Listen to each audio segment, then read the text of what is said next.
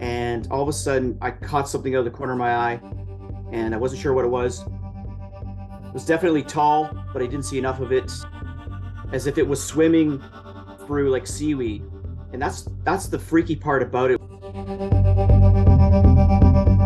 My name is Todd Prescott, and my interest in Sasquatch, Bigfoot goes way back to when I was a child, probably around age 8 or 9 or 10. It's hard to go that far back and remember, but for sure, it my interest spawned from my public school library, as all classes do. You spend a couple periods in the library a week, and I gravitated towards the 0 to 100 section, which had the Bigfoot books, Loch Ness Monster books, UFOs, crop circles, Oak Island, all the great mysteries.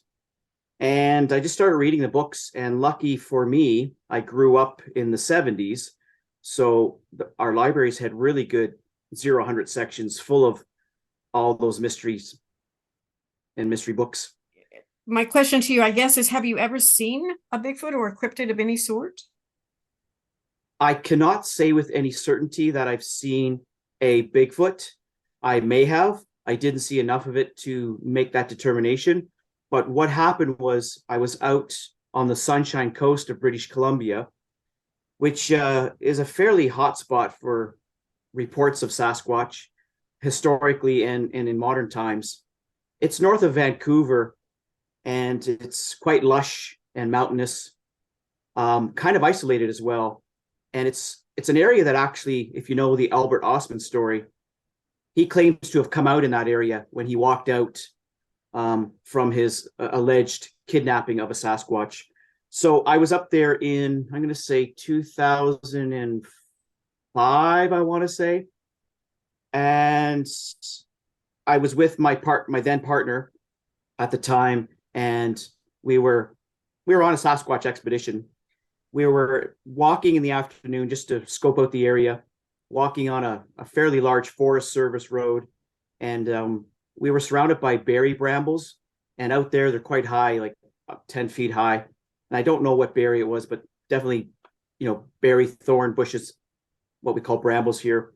And we were coming around a corner. It's high noon, and all of a sudden I caught something out of the corner of my eye, and I wasn't sure what it was. It was definitely tall, but I didn't see enough of it. And whatever it was basically took off into the brambles and parted the brambles as if it was swimming through like seaweed. And that's the freaky part about it was you could literally see the brambles moving as it made its way through those. And then we could hear it on the other side of the brambles. At the time, we didn't know there was a clearing on the other side of the brambles. I'm guessing the brambles were maybe 20 feet deep. And whatever it was paced on the other side of those brambles, we could hear it walking. Sounded bipedal, but again, we didn't see enough of it to make the determination whether it was a Sasquatch or not. It was just a tuft of hair is all I saw. But one thing that stands out is I remember like the height it was at, because the Forest Service road, it's raised so you can have proper runoff, drainage, and in parts of British Columbia, it rains quite a bit. So the road is elevated. And this thing, when I saw it, wasn't on the road. It was at grade level, at ground level, which was about a foot. The road was about a foot above grade level. And this thing, it was definitely tall, whatever it was. Was it a bear standing on its hind legs? Possibly. Was it a Sasquatch? Possibly. So no, I can't say with any certainty that I've seen a Sasquatch. I did. You mentioned and asked if I'd seen any cryptids. I saw something really strange back in, I'm going to say 93. I was in music college, north of Toronto, and I had just finished a gig because I'm a professional musician. So I was doing a concert at a club, maybe an hour and a half north of Toronto, and was driving home with my then partner and her best friend. I was driving the Jeep. My girlfriend was in the passenger seat and her friend was in the back seat. we were coming home and driving down some back roads that I wasn't familiar with.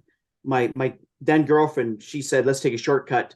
And so she was kind of leading the way, although I was driving. It was maybe 2:30 in the morning. And parts of Ontario, you have to be very careful because there's a lot of wildlife that can just jump out at you. Of course, deer, coyotes, porcupines, skunks. So I was on high alert because these back roads are very dangerous to drive at night. It's hard to stop. You can skid on the gravel, and these things come out of the bush. You're basically surrounded by forest for a lot of the trip. So we're driving along, and I've got my hand ready on the lights and the horn in case anything jumps out, so I can honk at it or flash my lights off. And we're coming up a hill, and as we come up towards the top of the hill, I see some eyes reflecting from my headlights, and I turn on my high beams, slow down, and definitely something standing on the side of the road or sitting on the side of the road. So I slow right down, and I come to a complete stop, and maybe 15 feet in front of us, to my right, so on the passenger side, is what I can only describe as a kangaroo. Like literally a kangaroo. It wasn't a deer. It was sitting on its bottom. Deer really don't do that as far as I know.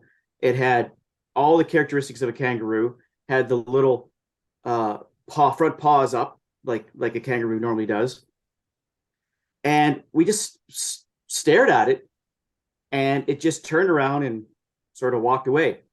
And we all kind of went, what the hey, what was that? But that was about it. We casually talked about it on the way home and thought, well, maybe someone has a kangaroo farm around here, and just left it at that. Fast forward a couple years later, I was reading one of Lauren Coleman's books, maybe Mysterious America, and he talks about phantom kangaroos being sighted in parts of North America, including Ontario, where I live, where I saw what I saw. And these things, no one knows what they are. As far as I know, there's no kangaroo farms in Ontario then or now. But I guess it's a possibility. And I don't know if it's a cryptid. It was a kangaroo, but it shouldn't have been there. Let's say that. So that's my closest I get to a cryptid. Well, that is interesting. I haven't heard of the phantom kangaroo. Now, why is it called phantom kangaroo rather than an actual kangaroo? I think because it's not supposed to be there. So I'm guessing that's why it has that name. There's also phantom tigers, phantom lions. But what I really find interesting, and it may be a connection, it may not be, but although it's been seen, all across the U.S., there is a photo from, I want to say 1977, that was taken in Wisconsin, I believe, on the edge of a national forest or maybe a state forest. And it looks like a kangaroo, but people who really know kangaroos and wallabies say it's not either of those. It has characteristics of both, but it's neither. So what is it? And you can see that photo. It's in a few books. It's kind of been forgotten because I haven't seen it in many years, but I know it's in, I want to say, I can't remember the author, but it's in a couple books for sure. But apparently, and I'm not a kangaroo expert or a wallaby expert, apparently this photo shows something resembling those creatures, but slightly different. So maybe we have, some sort of relic population of kangaroos. And I made I hypothesized about something many years back. You've probably heard of the jackalope. Yes. Have you ever heard of the jackalope? Okay, so it's considered a joke, and no one really knows. But apparently the legend is that when the pioneers came over, they were seeing these things. And I think Lauren Coleman calls them devil monkeys because they kind of have a monkey face, but they hop. But only Lauren would be able to confirm that. So the pioneers described these jackalopes as, well, kind of like a cross between a rabbit and a deer. And when you see them depicted in art or those fake taxidermy ones that are stuffed, they're basically a rabbit with deer horns stuffed on top. And I was thinking, how would you, if you'd never seen a kangaroo, how would you describe it to someone if you were familiar with North American wildlife? And the only thing I could conclude was that you would describe it as a cross between a deer and a rabbit.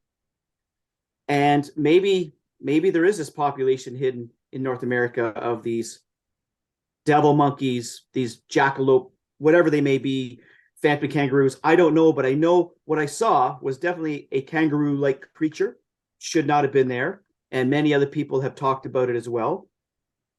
So who knows, Linda? I mean, the world's a big place, and there's lots of things cited every day that we can't describe or make sense of.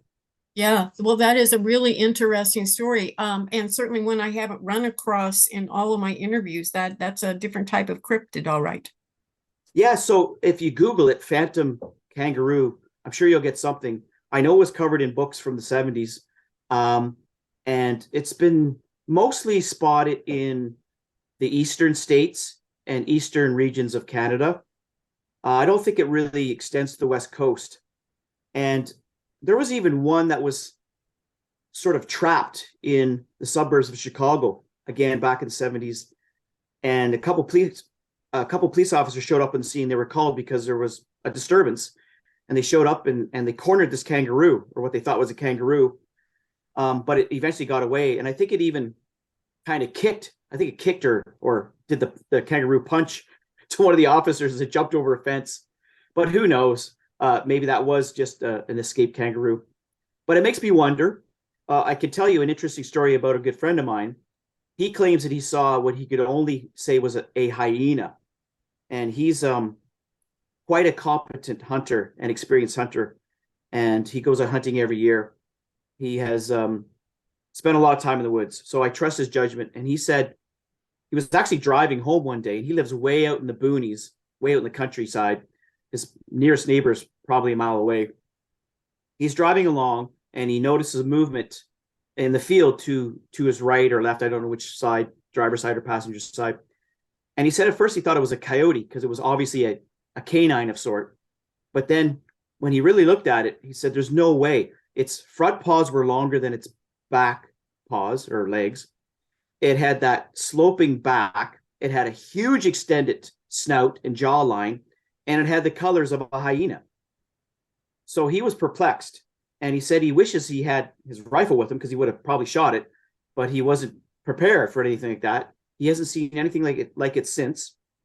And what's fascinating is there is a legend of a creature. It's commonly known as a wolf killer, and some Native American peoples talk about it, and they describe it kind of like what a hyena looks like.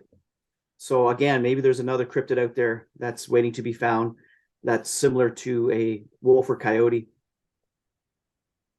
Well, there are certainly a lot of creatures out there, I'm sure, that we have not yet discovered or do not know about. And because of the lack of frequency of which they are seen, it's difficult to know how many or what is actually there. But it does sound like you've had a few encounters, or at least heard of several cryptid encounters. Yes, I can't say I've really had any true cryptid encounters because, again, what I saw back in the early 90s seemed like it was a kangaroo, and possibly someone had a kangaroo and it just was let run free or escaped. I don't know. But I didn't think anything of it at the time. But later on, like a couple years later, I found I think there's a whole book called Phantom Animals, and I can't remember the author. It's not Lauren Coleman, but someone could Google out there and put it in the comments. And there's a whole whack of them, things that just should not be spotted where they are, like lions in Ohio or kangaroos in Ontario. So I think that's why they call them phantom, because they're kind of there but not supposed to be there. And then some people say they're there and then they just disappear before their eyes. So I'm not sure what to think of that. The kangaroo didn't disappear before my eyes. It just turned and slunked away into the darkness. Let's talk a little bit about the Sasquatch archives. Tell me about that. So the Sasquatch Archives is a YouTube channel that I started probably about 5 years ago. And what it is, it's a collection of historical Bigfoot Sasquatch material, including conferences, symposiums, Bigfoot gatherings, documentaries, things of that nature. I had to start another channel, which is called the Sasquatch Archives TV, just the letters T and V, just to host all the TV material and the old movies. So there's really two channels, but my main channel, the Sasquatch Archives, I started that because, well, it's a long story, but I guess I'll delve into it. I was writing a book about Bigfoot researchers back in 2010. I started writing a book, and it was turning into a monumental task. And I wanted it to be a whole book series covering researchers from the beginning of Sasquatch research up into the present. And I was reaching out to some of the more well-known researchers, asking about certain people and did they know of anyone else? And I was doing it state by state, province by province, country by country. And I had accumulated over 1,300 names of active researchers or researchers who had passed on. And I reached out to John Green, the well-known Sasquatch researcher from British Columbia, who had at that point in time been researching for half a century. So I reached out to him. I had his email, and I just said, John, I understand that you have a huge collection of letters and whatnot, and I'm hoping that you can help me out a bit. I wanted to ask you a couple questions about so-and-so. I can't remember who it was. It may have been like Wayne King from Michigan, who's an old researcher. And John would go to his files and he'd get some information for me. And I kept doing this time and time again. And finally, John said, Todd, I can't keep doing the work for you. Why don't you come to my house and you can go through my files yourself, go through all the letters, go through the photos, and use what you need. So I took him up on that offer, and I went out to visit John Green in British Columbia.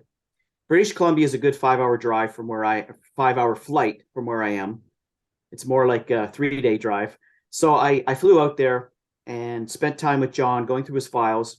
And I just really scratched the surface after, I think my first visit was 5 days. And he let me just go at it. He just opened up his office and said, have at it, do what you need to do. And he'd sit in the other room and read the newspaper or, watch TV. And sometimes he'd come in and check on me.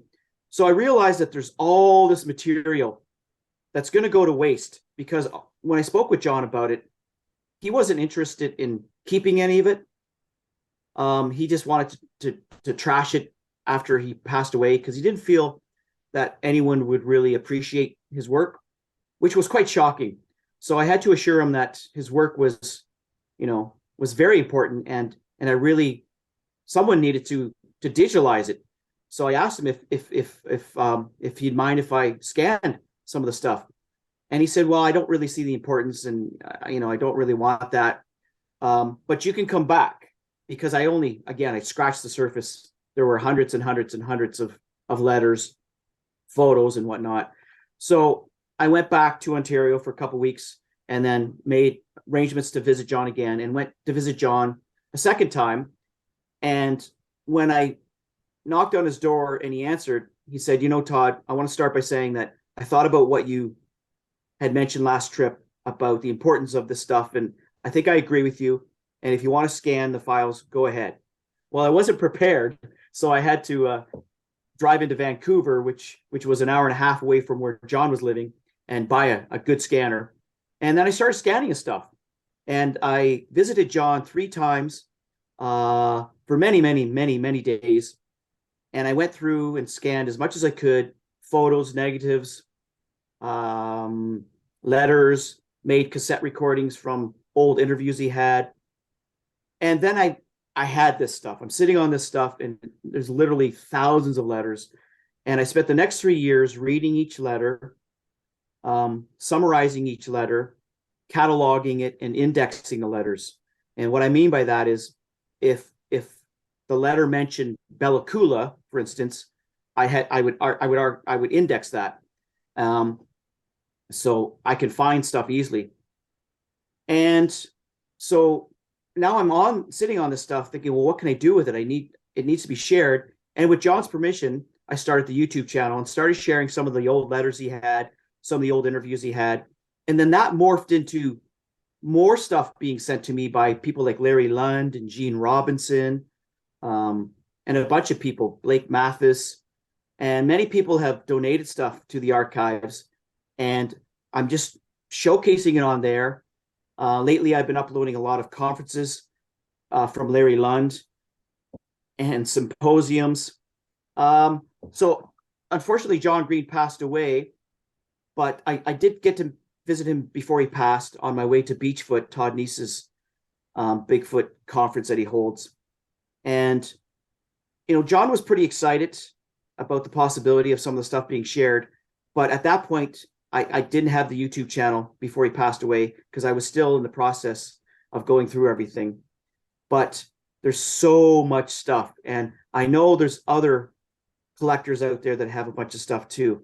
And it's really important, I think, to archive this stuff so it's not lost forever. So I've digitalized all the letters that I was able to look at John Green's, cassette interviews, photos, negatives, slides even. And I've acquired a few other collections over the years too, including John Furman's. John Furman is an old researcher that few people know, but he was in contact with everybody, a who's who, including Peter Byrne, DeHinden, John Green, Bob Titmus. He was writing everybody and collecting newspaper articles, magazine articles. And after he passed away, his collection went to Grover Krantz. Krantz didn't know what to do with it, so he sent it to John Green. John Green didn't know what to do with it, so he sent it to Chris Murphy. And Murphy, he organized it and then eventually said, you know what, Todd, I think you should have this because you're doing good things with collections. And I have a couple other researchers' collections who wish to remain anonymous at this point in time. That sounds great. Tell me, with all of this that you've gone through and cataloged, and you have probably a wealth of information that most of us out here in the field do not have. Were there any great, like revelations or moments, aha moments as you're reading through this that stood out to you? I think the main thing was just going through everything was surreal. It was like I was reliving or living that history, even though I wasn't part of that history because I didn't get started until, I guess late 70s, really, when I was reading books and then field research in the late 80s. But to go back and read through letters from the mid 50s right up until, well, John Green was still writing letters in 2012. But to read the communication between him and Renee DeHinden, or him and Bob Titmus, or him and John Furman, or Ivan Sanderson, so many people, it was unbelievable. That in itself was amazing. Tell us some of the information that was in some of this communication. There's stuff pertaining to Bluff Creek and Bob Titmus finding prints in Bluff Creek in the late 50s. And so reading that was just amazing because it's not commonly known exactly what he found and the details he gave. Some other things too, which were shocking, was Bob Titmus. If you don't know that name, he was a longtime researcher and highly respected by many people, but also accused of fabricating evidence by some people. And my thinking is that the people that make those claims really were jealous of him. And I won't mention names, but another popular researcher seemed to be a little bit jealous of the attention that Bob was getting. But Bob never sought attention. Bob never wrote a book. He rarely did interviews. And he really lived a hard life. He was driving a taxi cab in Kitimat, British Columbia, and just scraping by. But he seemed to be very, very knowledgeable about the outdoors, a great tracker. He was a taxidermist before moving to British Columbia. So he was the man who showed Jerry Crew how to make a plaster cast. And he was researching in Bluff Creek in 1958 when things were being found and recognized. And in the late 50s, as you may know, Tom Slick funded a Pacific Coast expedition, Pacific Northwest expedition, the PNE. And he had Bob Titmus, John Green, Renee DeHinden, and quite a few others who were paid to go look for Sasquatch and bring back evidence. So Titmus was one of those people. But then Peter Byrne was brought into the fold. And for some reason, Green, DeHinden, and Titmus did not get along with Peter Byrne. Maybe because he was from a different world, had an accent, dressed differently. And so they left that Pacific Northwest expedition. But then another expedition sprung up in British Columbia that was funded by Slick. And Slick was paying John Green and Bob Titmus to look for Bigfoot. Seemed like a dream job to get paid to look for Bigfoot. And you have every opportunity to fabricate evidence. However, in a letter that John Green received from Bob Titmus, Titmus talks about not finding evidence and how he was upset about not finding evidence. So he wrote to Tom Slick, the Texas millionaire, and he said, listen, take me off payroll. I don't feel right about this. You're paying me, but I'm not finding anything. I haven't found any footprints. I haven't seen anything, haven't heard anything. Please take me off your payroll because I don't feel good about this. And that was quite revealing because, again, I read about people accusing Titmus of fabricating evidence, but here he is writing to Tom Slick saying, I'm not finding anything. Take me off the payroll. And these are handwritten letters. So that was revealing to me. And there's so much more that was enlightening. And so many names that I didn't know about cropped up too in the writing, and I had to research them. A lot of it that John Green received from people was sighting information, encounter information, but there's this long-standing communication between him and Bob Titmus, him and Grover Krantz, him and Renee DeHinden, John Furman, Ivan Sanderson, Lauren Coleman. So it's just amazing to read, a letter from Lauren Coleman when he's 17, writing Ivan Sanderson, because Green also had letters that Sanderson would forward to him because they shared letters. And the nice thing and amazing thing about John Green's collection was because he was a journalist, a newspaper man, he was able to make a carbon copy of his own letter that he would send out to people. So he not only has the response letters, but he has the letters that he mailed out to people. So you get to read both sides of the story. Often in people's collections, it's only the letters that they receive that they have, where John Green had the ones that he wrote and the ones that he received. So some of the letters that he got, about how many letters did you find that were reported actual encounters? There was a lot of them. There was a lot of letters that I just didn't have time to scan.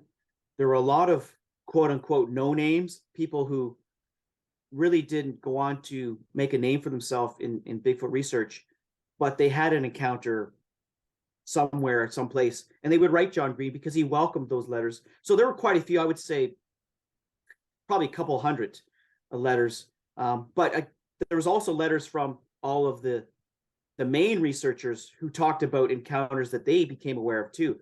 So there's probably 90% of the letters have something about encounters or sightings, vocalizations, or situations that they thought may have involved a Bigfoot or Sasquatch. So a lot of them for sure. Were those isolated to any certain region or area that you know of? Well, John Green received letters and Furman received letters from all over the world, primarily though North America, Canada, and the US. I wouldn't say that there was any specific area that seemed to give more encounters in the letters. There was some from Quebec, Ontario, Manitoba, Saskatchewan, all through the US as well. So I wouldn't say any area in particular or specifically. It was quite broad, all over the map, really. What about his opinion as to what this Bigfoot creature is? Did he have any writings or anything that went into any kind of a philosophy about that? Well, Green was pretty adamant that Sasquatch are nothing more, in his opinion, nothing more than an ape, a non-human ape that lives in the forest of North America and parts of the world. And he didn't he didn't deem them any more intelligent than gorillas or orangutans, and nowadays that's considered kind of old school thought because more people are thinking that they might be hominids um, because of some of the characteristics. And I always was a bit perplexed by Green's thinking because these creatures are walking on two feet for the most part. They are sighted sometimes on all four, whereas gorillas, they're almost always on all fours, and chimps and bonobos. These creatures are different. They might resemble gorillas. It seems that half the encounters describe a gorilla-like creature and half of them describe a human-like creature. So he was steadfast that they're just non-human apes. And one of his most famous books from 1978 is called Sasquatch, The Apes Among Us. And recently he's received a lot of flack for that because there's this whole school of thought that they're related to humans or they're hominids. And John Green, he didn't think that. He was steadfast that they're just non-human apes, no smarter than we are. But that doesn't explain a lot of the details of sightings that witnesses describe or the activity and action and behavior of these creatures. There's a lot more humanness to them than I think that John Green gave credit to. And I don't know why he was steadfast in that idea, but he was certainly. Do you see anything in the writings or letters or anything like that of anyone confronting him on that they were more than just an ape? Oh yeah, for sure. And there were the paranormalists too, like the Eric Beckjords of the world, who would say, John, you got to stop thinking that way because these creatures are this or they're that. And John would just say, no, I don't agree. Where's the evidence? Where's the evidence that they're smarter than humans? Where's the evidence that they are related to humans? No, John Green, he just believed that they were just simple apes, which I find, I don't know if I find it shocking. He's welcome to his opinion, but I don't agree that that's all they are. I think there's a little more to them than that because of their behavior characteristics and the way they're described, and also, a lot of the native cultures, the indigenous peoples, the name for them translates as, forest man or giant, Indian giant, things like that. But they didn't have anything to compare it with. They didn't have gorillas in North America or orangutans, so they couldn't really compare it. But certainly, it seems that the vast majority of native peoples give them more human characteristics than strictly animal characteristics or non-human characteristics. What do you think they are? I think they're in the hominid lineage. They're a relic hominid, so they're related to us. What do you think about the woo factor and the orbs and the lights and the disappearing factor that a lot of people see? Well, it's such a small percentage, so it's really hard to give it much merit. The vast majority of sightings are biological creatures that people are seeing. That well, they describe a biological creature. It doesn't disappear. There's no orb involved. It simply crossed the road in front of their car at night, or it raided their chicken coop, or their dog ran after it. So, unfortunately, the internet has given a lot of weight to the woo factor and invisible Sasquatch because you can have a small group of people really promote that. And I think that's what's happening. You have a very small percentage of people promoting what we call the woo, but the reports of woo are so minimal. And how could you have an invisible Sasquatch or a paranormal Sasquatch when people are seeing it all the time? If it can make itself invisible, why wouldn't it just remain invisible? Why is it, dumpster diving? Why is it crossing in front of cars? Why is it standing there looking at a person as the person has a gun, aimed on it? It just doesn't make complete sense to me. Maybe there's something we don't know, but it seems that people automatically give these things paranormal abilities because they have remained so elusive. So people are seeing them all the time in the flesh and blood. They're leaving footprints. Um, they're bleeding. Um, if this were an invisible animal, it wouldn't have any purpose to be seen. It just wouldn't make sense. Why put itself at risk or at danger? I don't give a lot of merit or credence to the woo factor because it's just so minimal and a very small percentage of the reports. So time will tell, but my thinking is let's solve one mystery first. And then if there's another mystery on top of a mystery, then we can figure that out later. But for now, I'm with the flesh and blood camp because that's what they are appearing as. Right. So in all of these archives, other than John Green himself, was there anyone that stood out to you as to be really the most prominent? Without a doubt, John Green had the most vast collection because he was in the game longer than anyone else. And he went out of his way to collect this stuff, keep all the letters, keep photos, slides and negatives, and cassette recordings. So I think that his collection definitely is larger than any others I've seen. I know there's a few collectors nowadays that have quite a bit of stuff, but it's an amalgamation of other people's collections, such as myself. But John Green definitely had the largest. John Furman's collection was quite impressive. John Furman lived in Oregon State. He was a postal carrier. Not many people know him. I did not know of him until Chris Murphy, another researcher from British Columbia. Chris Murphy brought his name to my attention. And John Furman was another person who just flew under the radar, wasn't looking for attention. And as far as we know, unfortunately, he took his own life in the late 80s. And it's a real shame. But that hasn't been confirmed yet, but he definitely disappeared, and someone thought they heard that he'd taken his own life. But he was writing letters to everybody, and he had a really good collection. And he also kept things from the first Bigfoot conference from 1978 at the University of British Columbia. He has like the program and pictures and different things that people just didn't keep back then. He had newspaper articles, really rare magazine articles that you just can't find anymore. But unfortunately, he would just, literally cut the article out and underline certain things and put it in a scrapbook. So it's a bit of a shame because, I like pristine, untouched articles, magazines, but his stuff was all underlined and stars beside it. But that's what he did. He wasn't really collecting for archiving. He was collecting for the information. And he wrote down things as well, kept copious notes about his follow-ups.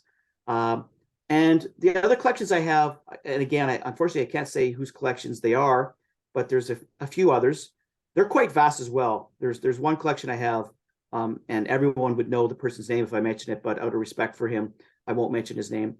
His collection is vast as well, but certainly not as great as John Green's.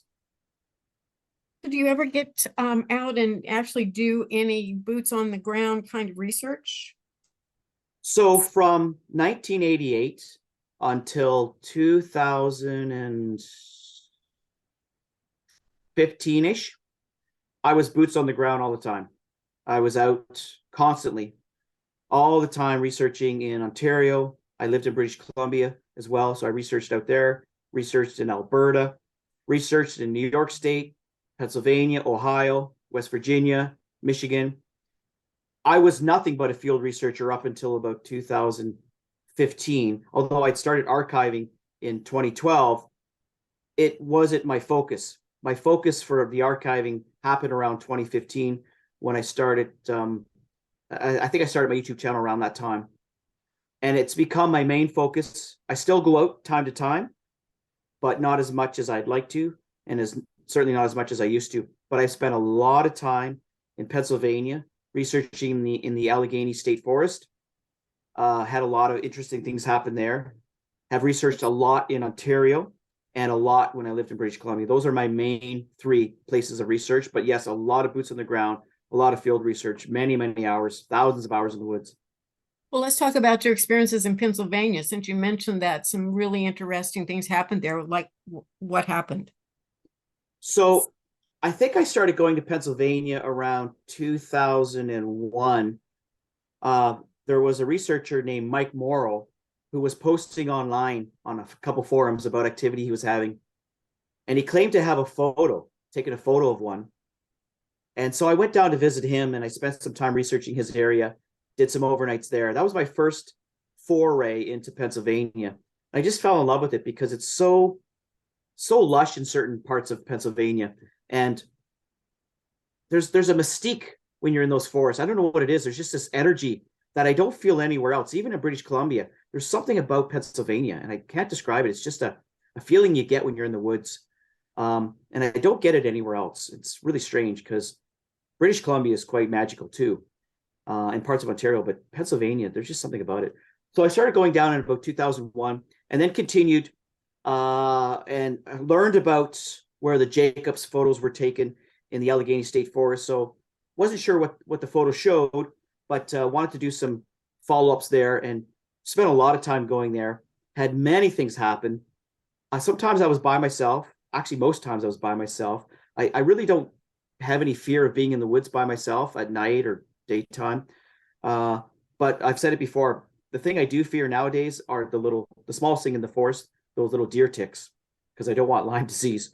But as far as bears and coyotes and wolves, I've been around those animals, and I'm not really worried about it. I always have my bear spray with me and canister, a huge hunting knife, and I just feel comfortable in the woods because I grew up on the edge of a forest. So my playground was the forest growing up. But back to Pennsylvania, yeah, I was there many times in 2006, 7, 8, 9, 10, 11, 12. And I spent a lot of time in the Allegheny State Forest. And again, I've never seen a Sasquatch there, but certainly have had things happen. And the things that stand out are a few instances of wood knocks, unexplained wood knocks, because imagine you're out in the middle of nowhere. Literally, there's no one around as far as you know. And the time that I most vividly remember, I was with a research buddy, same guy who I mentioned earlier had seen the hyena type creature. He was with me and he's very bush savvy, and we're down in a gully and we're just hanging out. I've got a thermal imager and sort of looking around with a thermal imager, not seeing anything. And he says, "Hey, I got to go take a leak." So he goes off on his own to take a leak, and he's doing his thing. And I put down the thermal because I want to give him his privacy. And as he's doing his thing, we hear something sailing through the branches, through the leaves, through the trees. And then we hear thud. And we're thinking, that was a rock. That was a good sized rock. And he's saying to me, "Did you hear that?" I said, "Yeah, I heard that." So I got the thermal imager trying to figure out, is there someone up in this hill? Because we're in a gully again. Someone up in a hill throwing rocks at us? And I couldn't see anything with the thermal, but it's pretty dense forest. And, I'm thermaling up a hill, so something could easily hide behind a tree. But it's really dark. It's late at night. And I tried to find the rock that was thrown, thinking maybe I could find it with the thermal imager because it's going to have heat on it. Couldn't find it because a lot of the rocks in the area and the trees are still giving off heat through the day. If you know about a thermal imager, it shows heat, and trees and rocks in the ground, they collect heat during the day. And it can be really hard to see active living beings with a thermal imager because a lot of things are giving off heat and seemingly alive. So we didn't find the rock, but we were perplexed because it sounded like a rock flying through the forest and landing. So we went back the next night. Nothing else had happened that night. So we went back to our campsite, came back the next night earlier. Same thing happened. This time my buddy went to take a leak and I went to take a leak, and another rock came flying through the trees. And we're like, wow, this is crazy. So it happened 2 nights in a row. And so we thought, we have to go up that hill the next morning. So we woke up early the next morning, went up on the hill, and just did a search around, see if we could see anything interesting. And we did see some interesting things. We saw a deer bedding area, spots where deer were rubbing on trees, doing deer rubs. And then we found a really perplexing thing. At first, I didn't really think anything of it, but my bush savvy buddy, who does a lot of hunting, said, listen, we're looking at something that's not making sense. So what it was a young tree jammed in between two trees. The tree was freshly broken off from its stump because it still had leaves on it. And my good friend said, this looks like a deer blind, handmade. And maybe it was handmade by hunters. It's possible, but we couldn't find where that tree had been broken off. We searched the whole area to try to find the stump where the rest of the tree was. Couldn't find it. The tree was about 10 inches in diameter, still had living leaves and living buds. And according to my hunter friend, those buds are a favorite of deer. So it seemed like it was there to attract the deer. And again, it's possible it was hunters that did it. And it overlooked the deer bedding area. And strangely, too, there was an area of this tree that had less foliage, less leaves. And in that area had been placed a red oak branch. And we looked in the area for a red oak tree, and we could not find a red oak tree in that area. So something had to carry this red oak branch and place it there. Something had to carry this, or somebody or people had to carry this young tree and jam it into these other two trees and seemingly use it as a deer blind. Was it a Sasquatch? I don't know. It just seemed quite coincidental that we find this overlooking a deer bedding area, and it's the area where the rocks seemingly had come from 2 nights in a row. So we took pictures of that and made a video and talked about it, went back to our camps, slept that night, woke up the next morning to a lot of rain. And we couldn't really do much because it was just too wet. So we stayed in our tents. And my buddy eventually made his way over to me and said, I think a big branch just landed on my tent. So we went over and looked, and there was actually a large rock on his tent. He had, I shouldn't say it was on his tent, it was on his, he made like he put a tarp over his tent to keep the rain off. And he had strapped it pretty snug. And he thought a branch had fallen from a tree because he heard a thud, but it was a rock, a fist-sized rock. So maybe it fell from a tree, a rock. I don't know. Maybe something didn't like us there and was trying to get us out of the area and threw a rock at his tent. I don't know. I trust my friend with my life. He's had many opportunities to hoax me, but as far as I know, he's never hoaxed me. And there's only been that one time where with him that we ever had rocks thrown at us. No other times. And I've been out with this guy a lot in many areas. And that's the only time we've had that interaction with rock throwing. What it was, we don't know. Could have been a Sasquatch, could have been a person. Chances are it wasn't a person.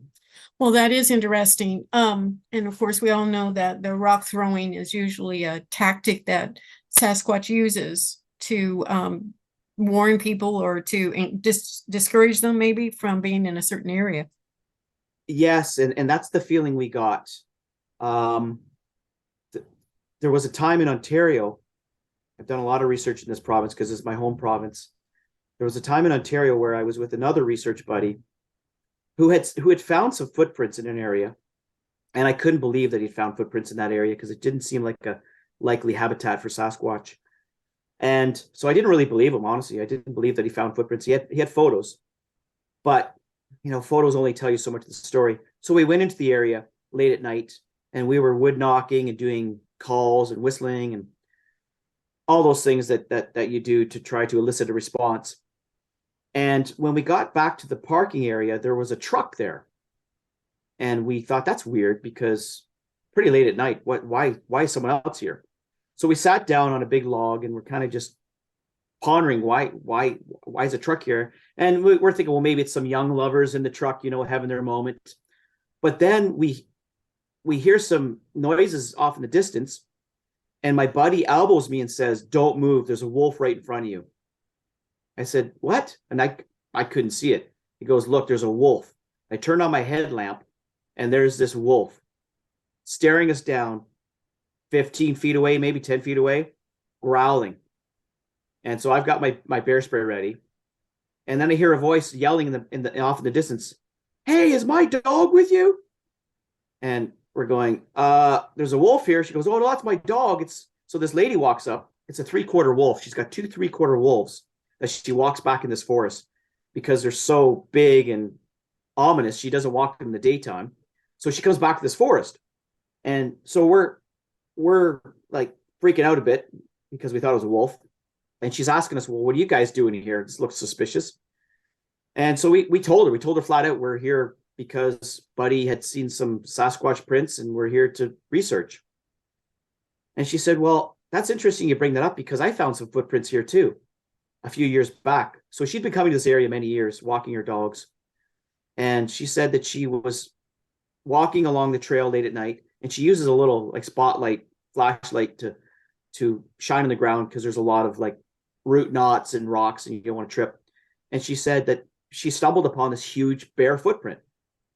Not bear as in grizzly bear or black bear, but a bare foot, meaning no shoe.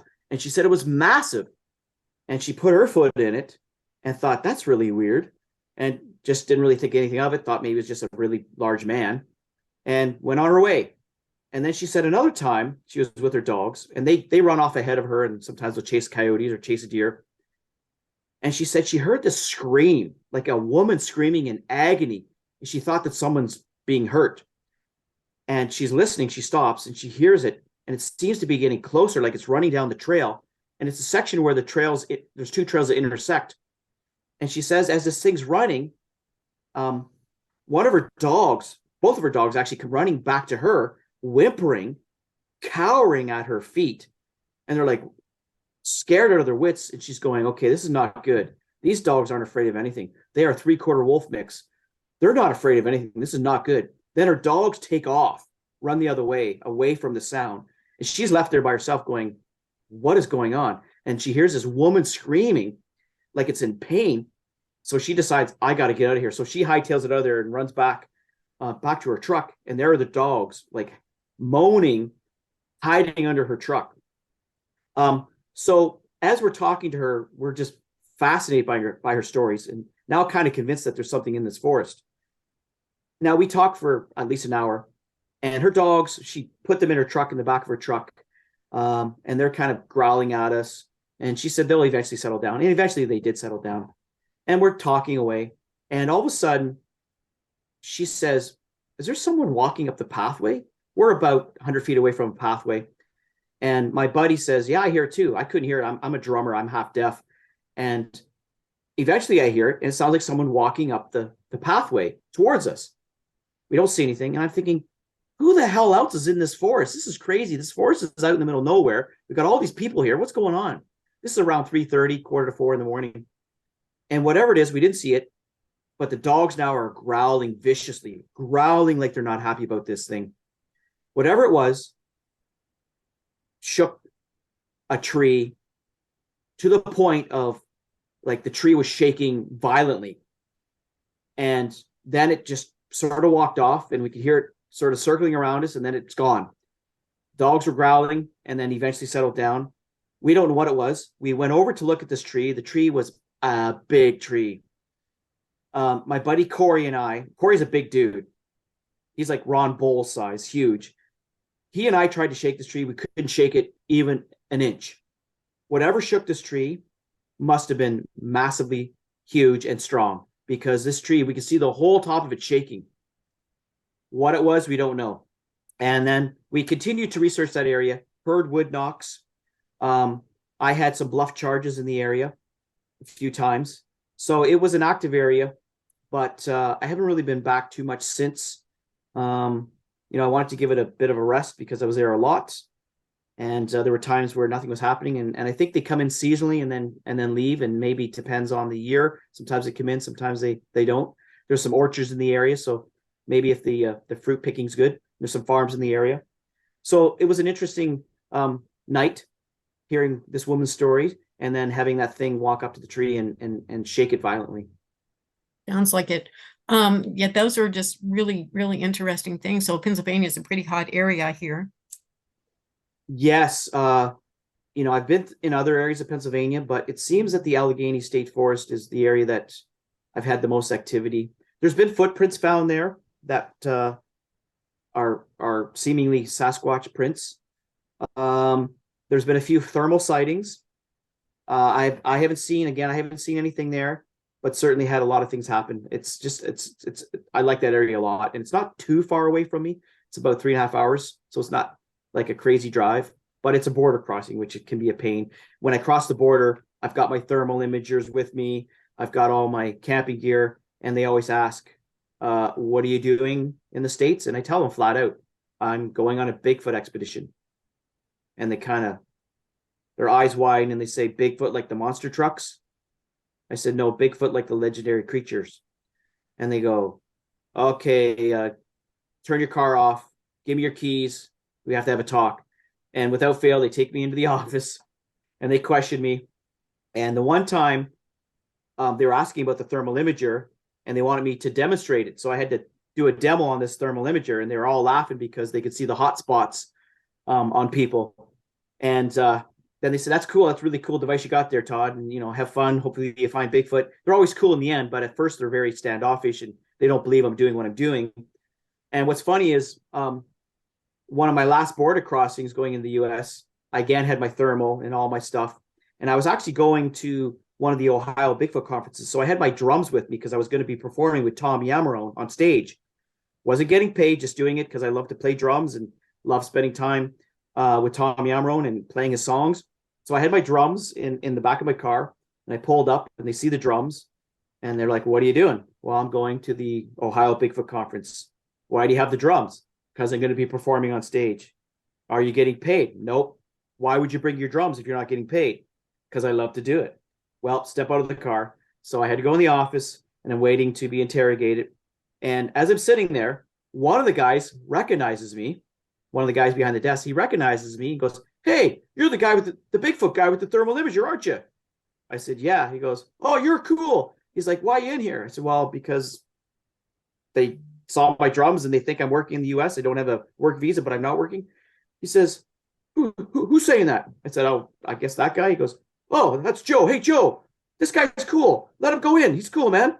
He goes, "Well, I got to do the paperwork." He goes, "No, he's cool. Let him go." So they let me go.